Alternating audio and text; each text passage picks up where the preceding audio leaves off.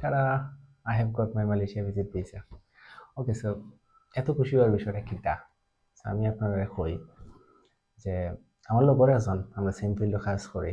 So তাইনো visit visa লাগে apply করছিলা মনে হয় 3-4 দিন আগে। সো গতকালকে আমার জানাইলা যে ভাই আমার তো ভিসা রিফিউজ চলে আইছে, রিজেক্ট করে দিয়েছে because of the lake of documents.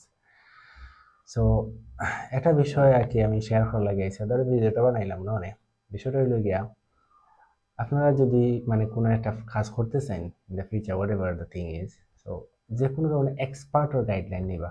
হ্যাঁ, সো দেখুন আমি স্টুডেন্ট ভিসা স্পেশালি ইউকেতে স্টুডেন্ট ভিসা নিয়ে কাজ করি and I know the very well. তারপরেও কিন্তু আমি নিজে নিজে ফাইলগুলো সাবমিট করছি না, আমি একজন এক্সপার্টর গাইডলাইন নিয়েছি। আমার এক্সপার্টে হয়ে দিয়েছেন যে তুমি ওখান ওখান করো, যদিও এভরি ডকুমেন্টস ইজ জেনুইন। আমার সব ডকুমেন্টসগুলো কিন্তু জেনুইন, ইভেন মাই ব্যাঙ্ক স্টেটমেন্ট, বিজনেস, এভরিথিং। আমি ছেলে নিজে অ্যাপ্লাই করতাম পারি, তো তারপরে আমি করছি না। মানে কারণ হইলে গিয়ে আমার কাছে মনে হয়েছে যে হয়তো আমার লেক অফ ইনফরমেশনের কারণে হয়তো কোনো একটা সমস্যা হইতে পারে। সো ইন দ্যাট কেস আমি যে এক্সপার্টের কাছে দিয়েছি তাই না আমার ফাইলটা পুরোপুরি অবজারভেশন করিয়া কইলা যে ভাই আপনার বয়স কম, তো আপনারে আমি অন্যভাবে একটা সিস্টেম করাম।